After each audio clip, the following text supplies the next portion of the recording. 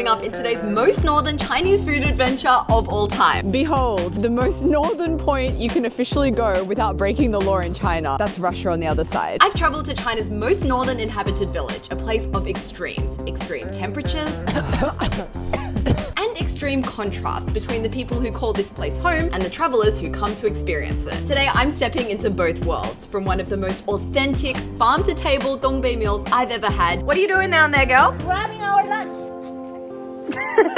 To China's most northern hot pot restaurant. Never have I ever in my life had a hot pot quite like it. It's a decent, good pickle. Yeah. So get comfy, grab snacks, and stick around to the end because I found China's most northern KTV machine. Yeah! Hello, hello, and welcome to China's most northern city. We're in Mohe.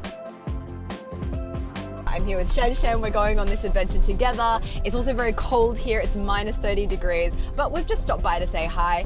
Where are we going? More north, because this is the most northern city. Yeah. We're about to go to the most northern inhabited part of China. It's a small village of 300 people called Beihongcun, situated right on the border of Russia, about a 2-hour drive from Mohe. And it's so far north, it's actually one of the only places in China you have the chance to see the northern lights. And who is driving us but the Tunzhang, the village leader. 谢谢你过来接我们。你不是刚才说今天不太冷？对。那冷是多少度？最少得45度吧，42度。 But it's not only Shanshan and I driving back to the village with the mayor. He's also giving a lift to a fellow villager who needed to visit the city because her kid's got a fever and there's actually no doctor in the village of Beihongcun. Beihongcun 有超市吗？有学校吗？学校有，我们学校几个学生？咱们学校11个。上高中要到漠河是吧？ With such a small population and such cold temperatures, life works a bit differently in Beihongcun, as you're about to see for yourself because after a roughly 2-hour journey, we've just arrived. I can only assume this is like the main street of town, and basically it's minsu after minsu after minsu, like a homestay after homestay. There's an occasional restaurant, and I've also seen online there's a Russian bakery. But our first stop is dropping off the villager back at her place, a house right on the edge of town. Turns out the lady we were sharing a car with, she lives in the most northern house in China.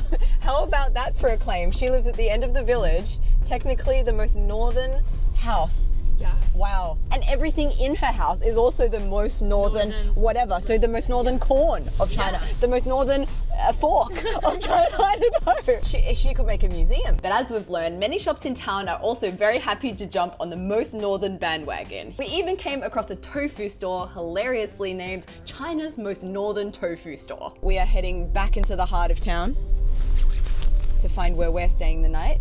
You can see there's quite a lot of tourists here. Even though it's a tiny village, the title of China's most northern village is powerful enough to draw in crowds of visitors every single day. Whoa, okay. 这是给旅客的还是真实的？给拉客人的。以前我们就使这个，就拉木头。从你小时候现在都不一样了吗？不一样了，房子就主要是住的那个不一样了。以前你还有老房子照片吗？就这种，你看，就这种，这都是老房。 You'll see these traditional houses all over town still. They're actually made from mud and you can see the texture on the walls there. Yes, some have been abandoned as families move into newer homes with modern facilities, but plenty are still lived in today. And later in this video, we'll be cooking with a local family who have spent their entire lives in this very house. 所以你小时候住在这种房子是吧？有地暖吗？那个房子？地暖气啥都没有啊，就是一个小炉子。 会冷吗？ Lucky for us, we get to stay in one of the newer houses, which not only features floor heating, but heated beds too. I've never slept on a hot bed before. They call them huokang. In the past, in Dongbei, because it's really cold, what they do is they use the residual kitchen heat. The kitchen's constantly, because you burn wood, and it's just constantly just evaporates heat. The workflow would be you get your wood, you put it in here, you cook your food here, and then on the other side of the wall, that's the bedroom, and that heat is just going straight under your bed, heating you for the winter. And then one thing that's kind of counterintuitive is that they never turn this off. You would think that when you're cooking, when you need the fire, you turn it on. That thing is never off. So you can only imagine how draining this would be in terms of resources. These days, heated beds work a bit differently. Apparently they have upgraded. What she said was this is water count, like a 水炕. Everything is here. The heating system is connected to a water wire. And then somewhere in this house, there's a boiling kettle that transfers heat, which eliminates black air, you know, and the burning of the carbon dioxide. These days, most beds in the village are heated using this system instead. It's considered better for the environment, cleaner for the air inside the home, and more efficient in terms of energy use. So what she said was that this clay is here for a purpose, like get a separation from you and the heat source, because if there's not a clay, it will burn you. And then on top of that, we have this little mat, and then this little foam mat, and then that's what we sleep on top of. But I guess between now and sleeping, we'll need to get some food. Yeah. How do you feel about checking out a local restaurant here in Beihongcun? Like the Northernmost restaurant. Let's go to the most northern restaurant in China. China. We left our accommodation to explore a bit before dinner at around 3:30 p.m. But thanks to the latitude here, it's already almost dark. And since we're determined to find China's most northern restaurant, we thought a good strategy would be to head directly to the Russian border, then work our way south from there and eat at the first restaurant we find. As you approach the border, there's a sign that says, "You have entered a border management zone. Please comply with the border regulations. Illegal crossing is strictly prohibited." Behold, the most northern point you can officially go without breaking the law in China. Right here where I'm standing is in China. And over the other side of, that's a river, but it's all frozen, but that's Russia on the other side. I was hoping by now we might see a little bit of Northern Lights action. I have also heard that you see it a bit more clearly through the lens of a camera. So I'm also just like checking in my screen here if I can see anything unusual. But for now it looks like no Northern Lights. But I still have a few more nights here. Within like 100 steps from the north part that we just walked back, and then this is the first restaurant we encountered. And it's actually hot pot. So not only is it the most northern restaurant in China, it's the most northern hot pot restaurant. It's a 2-in-1. 这是不是算最北的餐厅在中国？应该算吧。 We actually thought it was closed because it's a small village. It's not necessarily, there'll be a lot of customers here. But it's got Copper Hot Pot. He's out there right now heating up the coals as we speak. And yeah, we're just gonna order, see what they've got on the menu. Pretty standard menu, meat. Oh, they have sauerkraut. On the menu, they also have 俄式酸黄瓜, like a Russian style pickle. I mean, when on the border of Russia, I could throw a pickle into Russia, how close we are. I really want to try a pickle. I feel weird about using my chopsticks for them somehow. Really? Yeah, I feel weird about getting a pickle with chopsticks. I'm going to do that with Okay. chopsticks. It's a decent, good pickle. Yeah, no complaints. Love a pickle. With hot pot, yeah. Why not? The hot pot in question is a simple water base like you'll see in Beijing's iconic instant boiled mutton hot pot. Something I personally haven't seen before in the clear base is dried shrimp. He's got quite a few of them in there. And you know what goes great with dried shrimps in water? Apparently sauerkraut. 这个酸菜越煮越好吃。 Oh, 越煮越好吃. Oh, okay. This is also a first for me. I've Yeah, never had sauerkraut in a hot pot. But I do know people love sauerkraut in this region of China. Maybe this is just the local way to do hot pot. I'm doing my best to trust the process here. But they actually capture the essence of hot pot, which is convenient and whatever that you have at hand. Yeah. Yeah, they literally just throw whatever they have at hand. Well, that's the story of this particular hot pot, the Copper Hot Pot. According to legend, as Kublai Khan prepared to ride into battle, his chefs simply didn't have the time to make a traditional shoubai roll, boiled mutton that usually takes hours to cook. So what the chef did instead was take a copper helmet, fill it with water, boil it, take really small slices, thin slices of meat, and just dip it in, and then the dish is history. Voila. So Yeah. the dish has its roots in convenience, and Yeah. to this day, it's a convenient meal. Yeah. So yeah, without further ado, let's see if dried shrimp and sauerkraut hot pot is about to be the next hot pot sensation to sweep the nation. Yeah. I mean, it's a very fun experience. Yeah. I've never had a hot pot like it, and that's all I'm gonna say about it. To Beihongcun. To Beihongcun. To hot pot. The northest. Hey, you know what we're doing right now? Yeah. Probably China's most northern cheers. Cheers. Cheers. And just like that, our first day in Beihongcun comes to an end.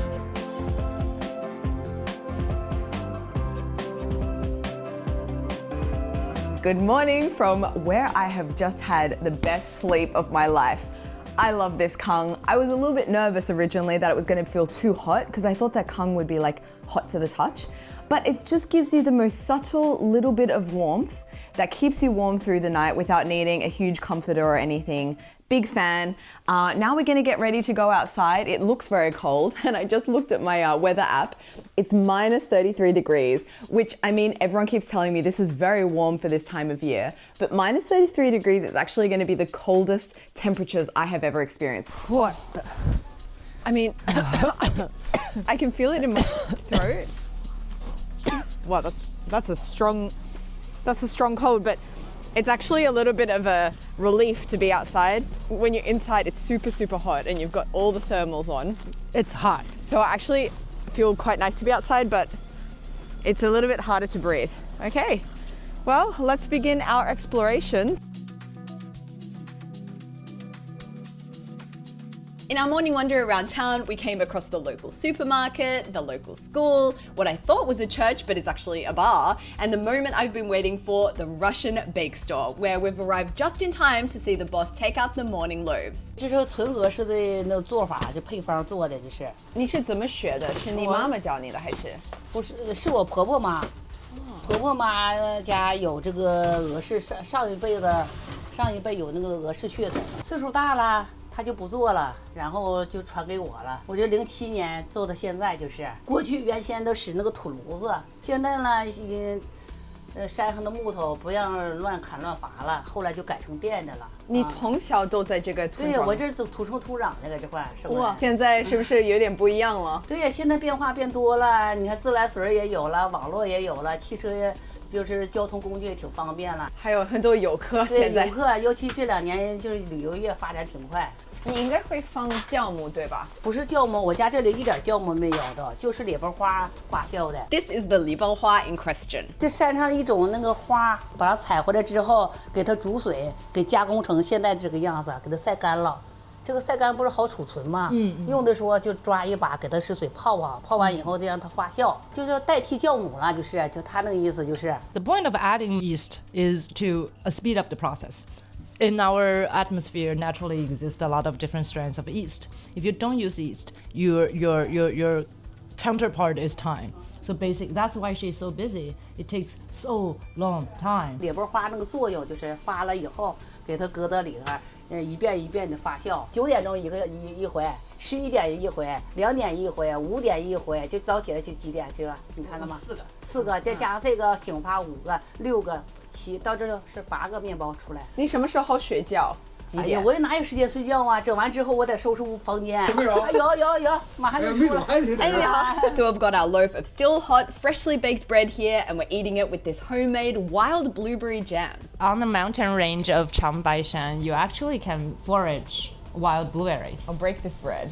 That looks nice. It's steamy. And this is what the texture of the bread looks like. It's very light and fluffy and almost crumbly in texture rather than chewy like a sourdough. And this jam looks so good. The jam is quite sour. Definitely homemade. It's occurring to me that maybe I've never had homemade jam before. And also wild foraged blueberry jam. 本身野生的，它就是酸的。你像那个人工养殖那个粒儿。挺大挺规矩的，它已经是塞子漏过的，你应该知道。Something that puts me off about jam that I would buy from the supermarket is that it's just overwhelmingly sweet. The species has been modified to appeal to mass producers, so it's sweeter. All these jams, all these berries, you cannot eat as fruit. It's sour, it's original, it's like the way that it was born to be, it was meant to be, it was not being cultivated into a sweeter branch or varieties. So, I mean, maybe for her, she also add a lot of sugar, but that original, original sourness still that exists in these like a most original format of berries are still there. It's also, this lady is so busy. I know. She was like, oh yeah, no, It's made yesterday. Yesterday. And she's also making constant bread. If you come here, come to her store, support her, Please. Buy some bread, buy a loaf or two. This jam is, for me, quite an experience. I've never had a jam like it. What better thing to have after some Russian bread than some Russian milk tea and coffee? 你喜欢喝咖啡吗？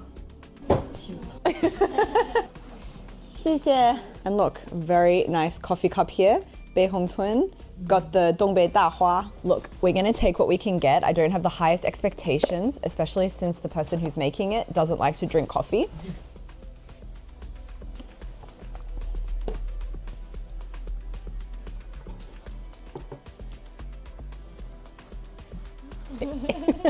think this coffee shop experience is encapsulating this feeling that I've had for the past few hours or so of how quirky and unusual this village is, because you've really got extremes here. I mean, firstly, the extremes of cold, extreme north, but also extremes in terms of the demographic, because the people who actually live here and call this place home, they're on the older side. We actually learnt yesterday there's only about 10 or so people our age living in this village. So it's very much elderly population. But then the people who are coming to visit are very young. Yeah. So for that reason, you've got a coffee shop. You've got all of these like photo opportunities here, things that are appealing to tourists, but at the same time, it's still very much a local village. And we're about to dive into that side of Beihongcun right now. Tunjang is taking us to meet a local family who's going to be cooking us a local classic, xiaojidun mogu, aka stewed chicken and mushrooms. But first, we gotta pick a chicken. It's actually quite incredible when you think about it that chickens are able to withstand such temperature changes. Like from minus 35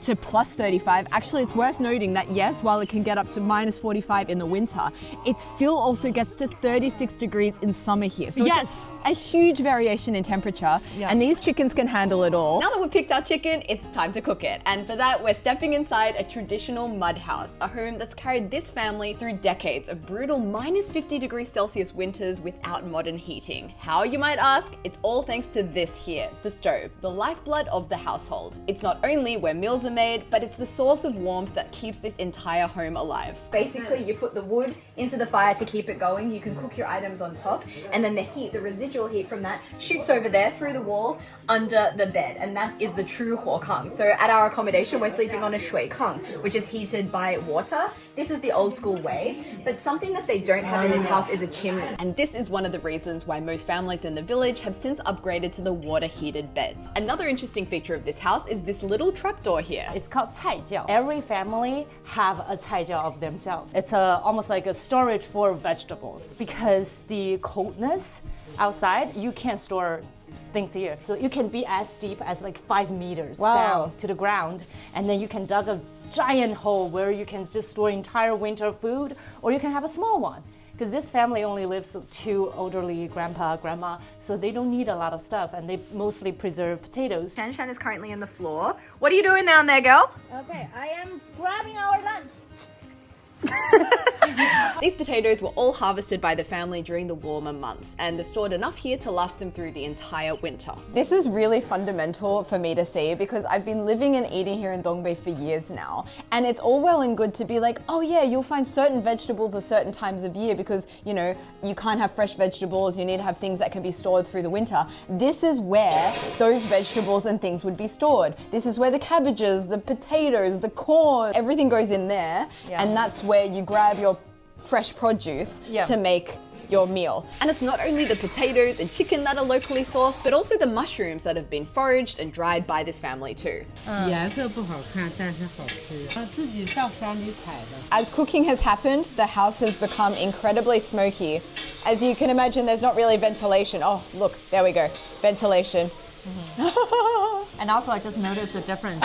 For both of us who are new to this, we're just getting really choky. Yeah. But the grandpa is sitting right there as a, rock. Watching his TV. Yeah, and not being stirred a bit. It's also during this experience that I'm starting to put 2 and 2 together and understand why you see so many stewed dishes here in Dongbei. This stove here, it doubles as a heating system. So for that reason, it's almost always on, which makes long, slow cooking a very practical choice. About 4 hours of stewing this chicken later, this is our final product, our beautiful xiaojidun mogu, and let me tell you, the smell in this house is absolutely divine. As you can also see, there's an egg in there. Where's it from, you may be asking? Well, it's actually from inside the hen itself. And this is something I learned about a chicken's biology today in anatomy, is that when you deconstruct a chicken, inside there are eggs inside.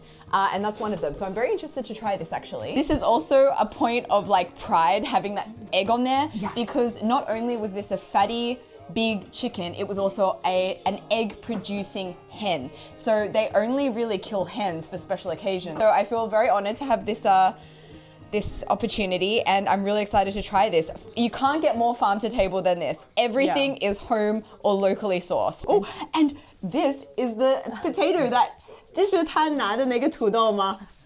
最家常的菜，知道吧？就是土豆里面炖的白菜。这个呢就是自家的白菜，放一点圆葱，把它一调。我们做就是说啥呢？你们在旅店里没有的，好，咱们正常家庭原菜，对对对对对。自己烙的小饼。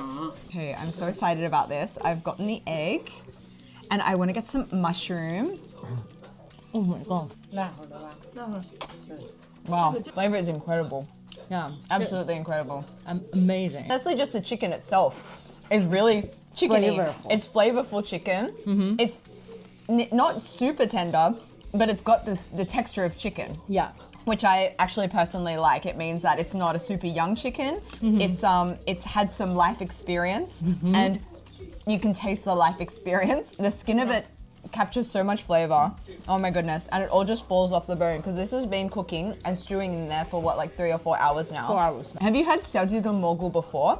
I had, but not this level. No, this is different because usually when I have it at a store, it's almost a little bit starchy or it's a lot like it's thick and you don't have the same character inside. Also, a lot of the mushrooms, they're like the fresh mushrooms as well. So this has the mushrooms are so good. I think when you dry mushrooms, it just gets the most intense mushroom flavor. Yeah. Guys, this is as good as it gets. Oh, the egg. Yes, I'm really excited about this. I've grabbed myself the egg. So this is internal chicken egg, which I didn't know was... Whoa, it's just pure yolk. Look at that. Yeah. And super rich. That's like the most precious bit that you It's- can get from the hen. Oh, I really like that egg. Yeah, Wow. it's delicious. I mean, the whole thing. This is just crazy good. Oh, this is the butt. I've recently discovered one of my favorite parts of the chicken is actually the butthole because I really love fatty taste. And the butthole is the fattiest, oiliest, yummiest bit of the chicken. And it's still got skin on it as well. So it's Respect. really the best of both worlds. You don't want to have a little nibble. No. Oh, come on. No. When are you going to have this opportunity I again? won't. I Just don't nibble want on the chicken butt. Kudos to you. Respect. It's so good. But it is super rich, so that's where this cabbage salad comes into the equation. That is freaking amazing. It reminds me of a really zesty coleslaw. Tastes really like a coleslaw. And it goes really well with the 小鸡肉蘑菇。想问一下，这个应该是怎么做的？我回家也要做。搁点葱花，搁点热油泼一下子，热油泼一下。对，多搁点醋。搁点醋，他喜欢吃这个酸一点的，让他出来一下。我要做一个三明治，就是我们外国人比较喜欢三明治。随便啊，好你们就当在家一样。 I've Oh got my coleslaw, I have mushroom, I have chicken. Yes, a dongbei sandwich. That reminds me of a 肉夹馍. Be careful. But wow. This was just one of those meals that you never want to finish. But as it turns out, one of the best parts was still waiting for us, a cut of the chicken I've never tried before. So we've just had the chicken egg that lives inside the chicken, but it isn't just suspended in space. The eggs are formed in this organ here, the oviduct. Have you tried this before? Yes, but not often because you don't get that often. 这个能吃吗？能吃，好吃吗？好吃。 OK，我还是有点紧张，不知道为什么，就是我就没吃过这个部位。好吃，哦挺香。 ，OK，没问题。It just tastes Describe like that. exactly like chicken. It has no difference to like chicken breast. Like the texture is just like chicken breast. It's like look, it's quite like easy to eat, but the taste of it is exactly just like chicken breast. I like it. 这个好。 So I guess you probably already know my next move. I present to you all the oviduct sandwich. It doesn't get better than that. This might rival chicken butthole as my favorite part of the chicken. What about the egg? What about the tiny egg? There's too many choices. 你每天都需要去漠河上学吗？还是你住一段时一间？个月回来一趟。哦，你会想家吗？谢谢，路有点滑，你们慢点啊。太谢谢你们，谢谢，谢谢，拜拜，慢点儿，慢点，慢点。好你们俩慢点走啊。好好休息，你们玩的开心啊！谢谢，下次过来我会帮你杀鸡，好的。下次一定。奶奶，您别送了，您回去回去。没事没事，哎呀，陪你们玩一玩，我挺开心的。我也挺开心，谢谢阿姨，我很期待下一次。再来一定到这儿来玩啊！拜拜，啊谢谢你。She's so sweet. I know. So nice. They were so hospitable. She walked us to the door.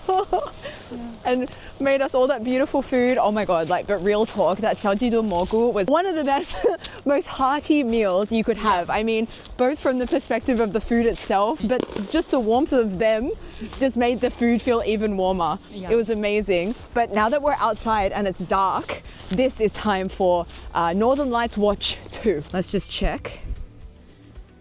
Let's check. Okay, it looks like no Northern Lights for us, but there's always the local town bar. What a better way to wrap up this trip than visiting, you know it, China's most northern bar. That's also somehow in a church or something that looks like a church. It's a very cool building. It even says it just says on the front. With no context. No context, it just says Russia. And of course, no small town bar would be complete without a KTV setup. I kind of need to sing a song. I'm bringing sexy back, yeah. Know how to act, yeah. Know what to stick to. I should have chosen a song I know the words better. That's it for me. Yeah! Somehow I needed to do that. That needed to be part of my story. You know what? That was the most north in China that someone is singing sexy back. And there's fireworks. Oh, wow.